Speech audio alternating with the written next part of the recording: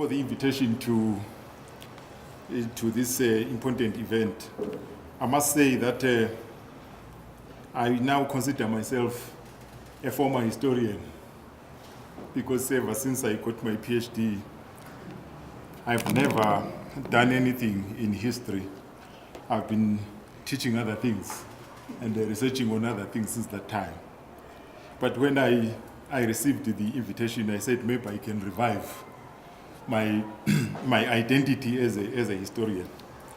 I decided that I give some reflections around the topic of writing colonial history, bringing together views from the North and the South.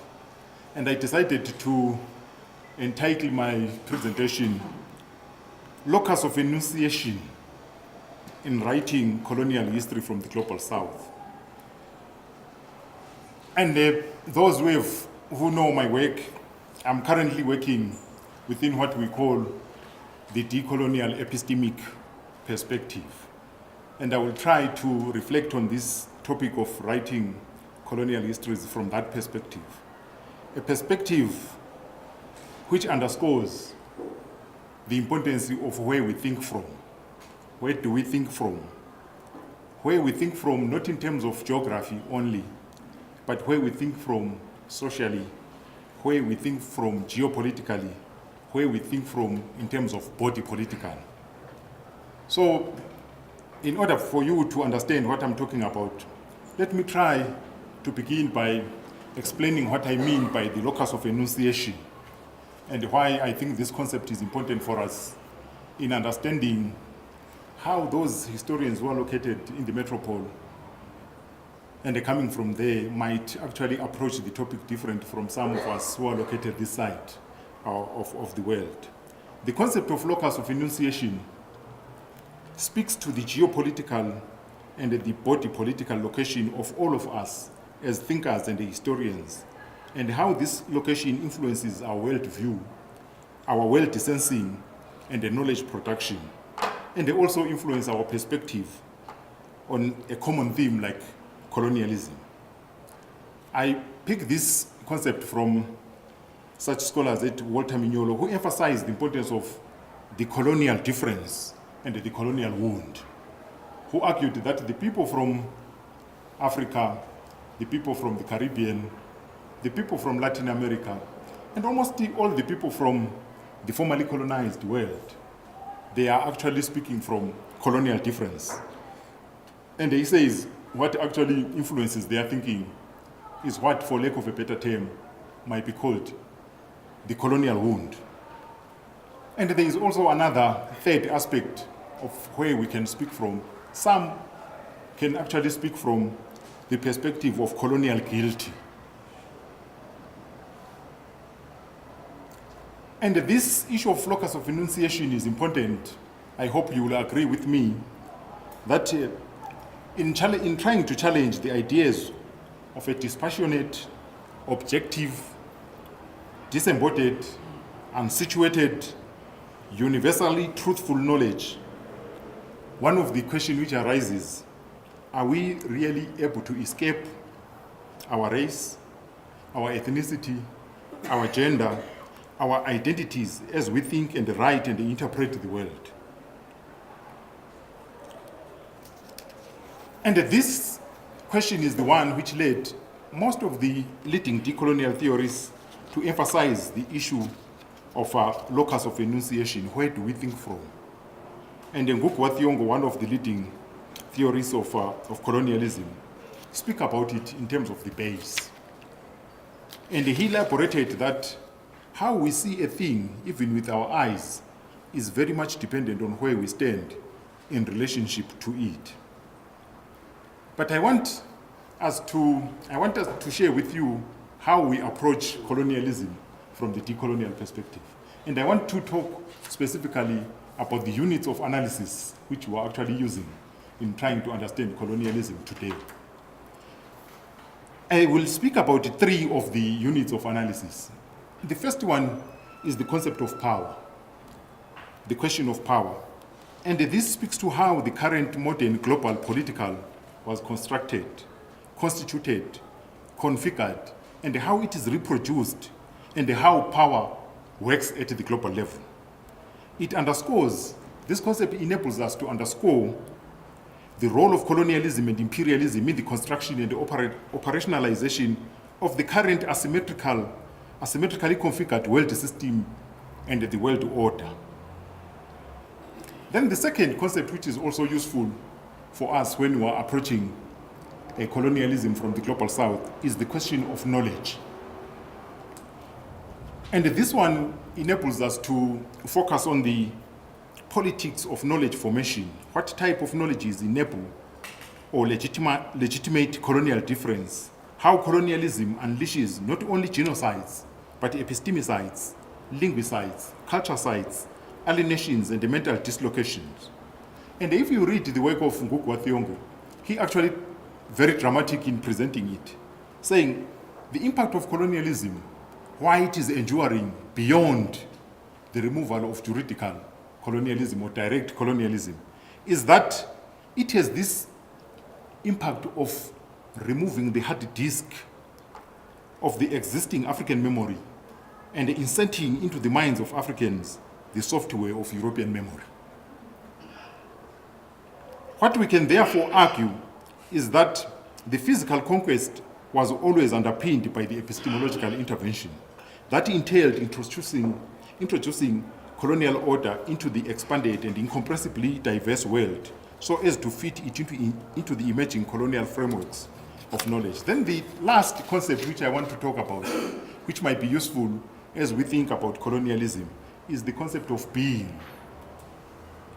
And this speaks to the complex reinventions of being human, the processes of subject formation and subject and the subjection, the social classification of human beings or human species in accordance with invented differential ontological densities and the racial hierarchization of human species. And in the colonial literature, in the decolonial literature, we speak about it in terms of coloniality of being, how being itself is colonized. And this colonization takes the form of social classification of human beings and then racial hierarchization. And this idea of being and the invention under colonialism, you can get a simple example of how it works from the work of Mahmoud Mamdani, who then argues that, unlike what is commonly thought, native does not designate a condition that is original and authentic. The native is the creation of the colonial state. Colonized, the native is pinned down, localized, thrown out of civilization as an outcast, and confined to custom and then defined as its products. But I want to move further after speaking about these three units of analysis to speak also about two schools of colonialism. And the first school which I want to talk about is the episodic school of colonialism. And the second one is the epic school of colonialism.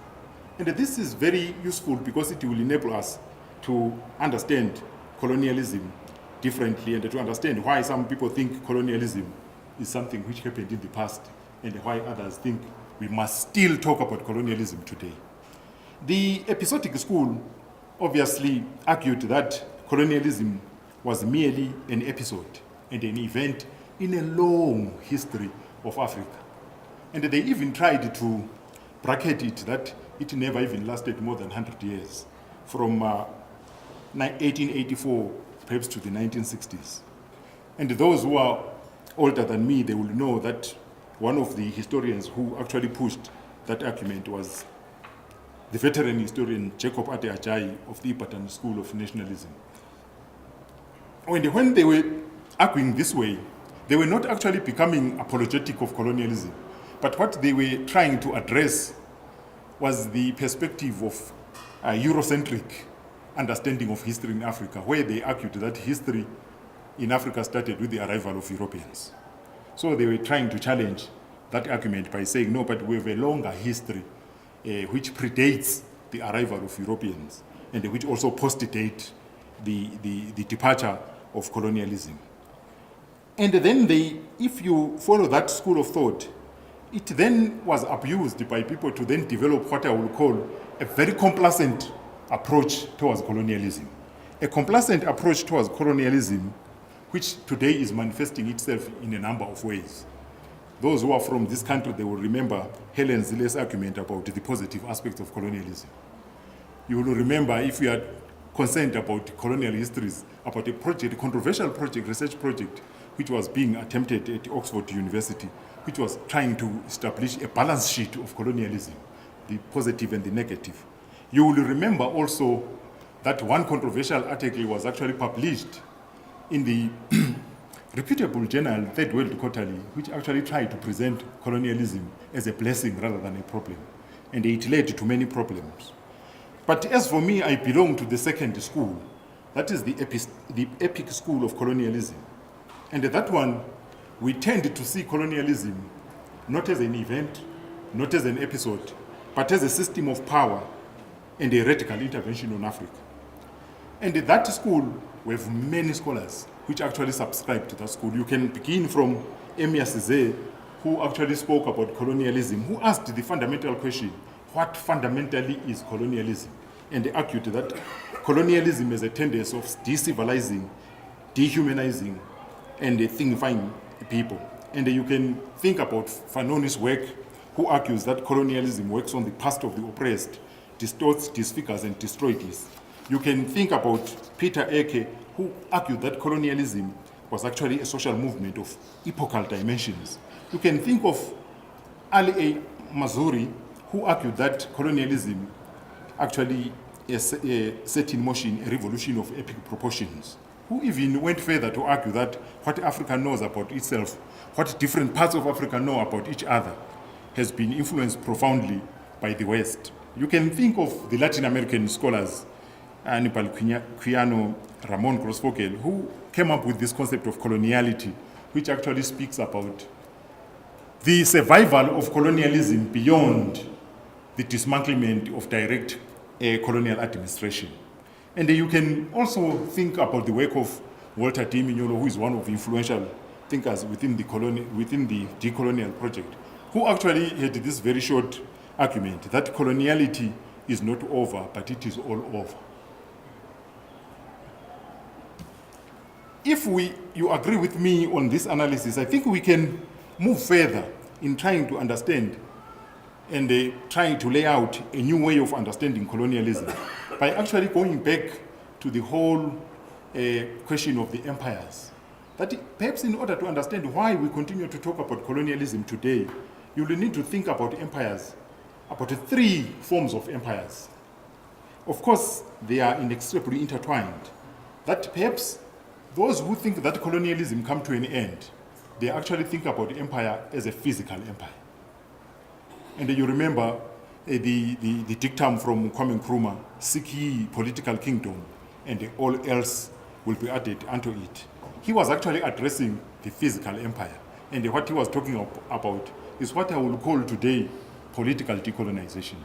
But we have another character of the empire, which I will, for the lack of a better word, I will call the commercial non-territorial empire, and which people like Kwame Nkrumah spoke about in terms of neo-colonialism. That empire which actually survives also the colonial. And in Africa, we tended to address that one from what I will call economic decolonization.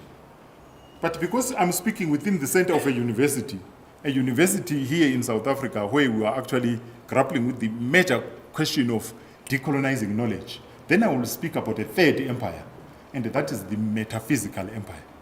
And the metaphysical empire is defined by Ngugi wa Thiong'o. It actually operates through the invasion of the mental universe of the colonized people. And it actually commits various crimes such as theft of history, epistemicides, linguicides, cultural imperialism. And it is this empire which actually leads us today to be preoccupied with the question of epistemological decolonization. And as I conclude, what then are the implications of this type of analysis and this type of approach? I think the first thing which comes out clearly is that thinking and writing colonial history from Africa is fundamentally to read the empire from its point of uninvited arrival. What does it mean to then write history of colonialism from its arrival, not from its departure point. Those who are from England, the empire divided from there into other parts of the continent. And those who are located here, the empire arrives, uninvited for that matter. What does it mean to then analyze the history from that perspective? You will find that those who read the empire from where it departed from, they might speak of things like, of issues like processes like voyages of discovery. They will speak about spreading of modernity. They might also speak about a civilizing mission. And this is determined by their locus of enunciation as far as I'm concerned. At one level, I therefore thought that if we take the notions of the base and the locus of enunciation seriously, is there any possibilities of bringing the views from the global north and the global south together? I wonder whether it is even wise to try to reconcile those. Why? If somebody who is standing in Amsterdam is reading the history of empire and says the empire was actually very beneficial, the person is not lying, he's saying the truth. It was beneficial to those within the metropole. But what I will have problems with is when such a person is saying, I must agree with him or her that the empire was beneficial when I'm standing where I am, where it arrived as a violent machine and where it actually destroyed what was existing this side of the world. At another level, I'm also persuaded by the arguments of the Asian scholar Kuan Hissing Chen, who wrote this book, Asia as Method Towards De-Imperialization, who argued that we need to deal with the two things: how we can meet as historians from the global north and historians from the global south, is that we must think about two processes, two related processes, de-imperialization and decolonization. And his argument is that if there are indeed critical scholars from the metropole, those ones, they must actually deepen the work of de-imperialization. They must undertake a de-imperialization process by examining their own imperialist histories and the harmful impacts of those histories on the world. And those from the global south, they must actually deepen the decolonization aspect of it. And his conclusion was that dialectical interaction between these two processes is a precondition for reconciliation between the colonized and the colonized. And only after such reconciliation has been accomplished will it be possible for both groups to move together towards global democracy. I thank you.